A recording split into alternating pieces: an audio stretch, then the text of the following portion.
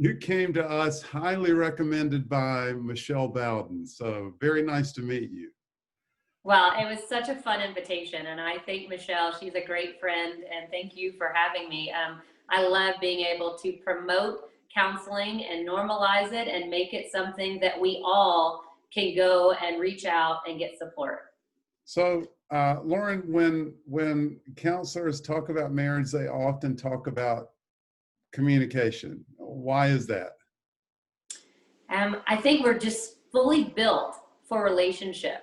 But if we don't know how to have that effective communication in the relationship, then the relationship breaks down and we have discomfort and a space of just irritability inside. I am a Gottman trained marriage counselor, and one of the research findings from Gottman says that the first 3 minutes of a conversation will dictate and predict what the end of the conversation is going to be like. Yeah, so tell us about that. That's fascinating.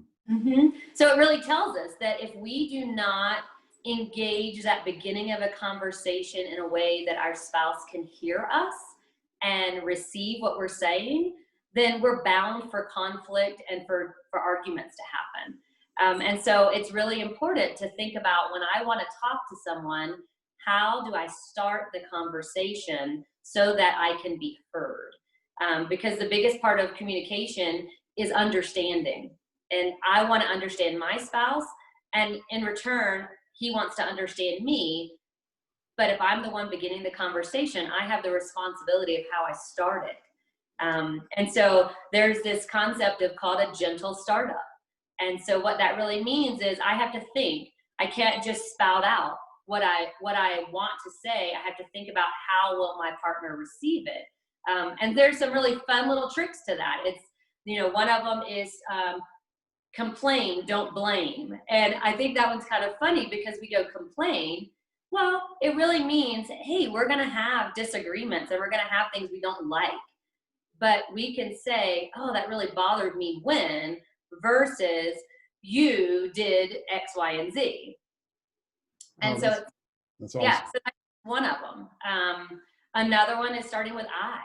If you go to your spouse and you say, you never listen to me, we're probably going to have a very defensive spouse, right? Because we're being blamed, versus, I don't feel like you're hearing me. That really opens up a gentle way to say, can we talk about this? That is a very, very practical beginning point for what I'm going to be talking about today. So thank you. When you and I were talking the other day, you mentioned a phrase I had never heard before. So before we stop, I got to hear you say a word about this. You talked about negative sentiment override. Did I get that phrase right? You got it right. You got it right. What is that? So negative sentiment override means that, and when we do research with our couples, there's a lot of testing that will show how we think about our partner. And so negative sentiment override means, how am I thinking about my partner when I'm not engaging with my partner really will dictate how I feel about them. So negative. Wait, yep. Say that again. How I'm thinking about my partner. How I'm thinking about my partner when I'm not with them, I'm not in a conversation with them, will dictate how I feel about them.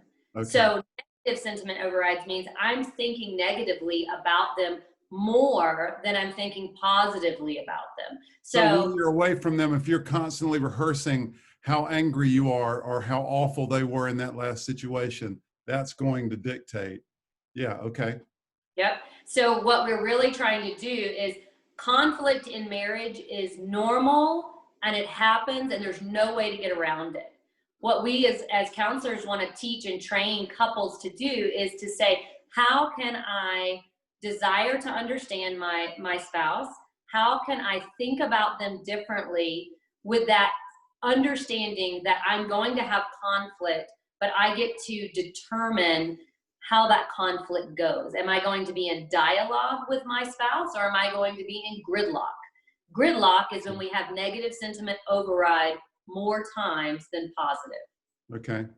Well, Lauren, I wish we had all day to talk to you and unpack some of that. One more thing, I didn't tell you I was going to ask you this, but if there's a couple listening this morning that feels like they need to step into some help, is there a thing or two that you could tell them by way of advice for approaching a counselor, finding a counselor, or how do they take the next step if they feel like they want to come alongside someone or they want someone to come alongside them? Um, so for me, the first step is saying, I would like the help. Okay. There are certain methods in counseling. And so the one I do is called Gottman method.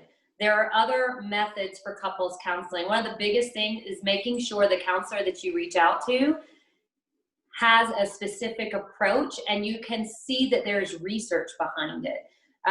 It's not just about how we feel.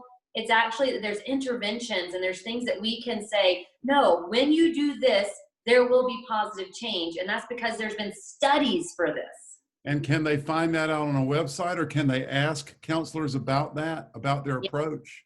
Yeah, I always say when you call me, interview me. Okay. Make sure that we're going to connect. And any person who is desiring, you don't have to want to see me as a counselor, but I am more than happy to help guide you in a direction to finding someone who fits. I am faith integrated, which means I really believe that we can't leave our spirituality out of the room.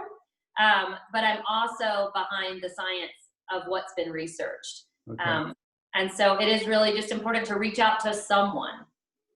Lauren, thank you so much. Very, You're welcome. very helpful. We appreciate it. Yeah, nice to talk with you. Yeah, Thank you you. as well. And Right. blessings out there in Colorado. Thank you. Thank you. All right, Have- we'll talk to you later. Bye.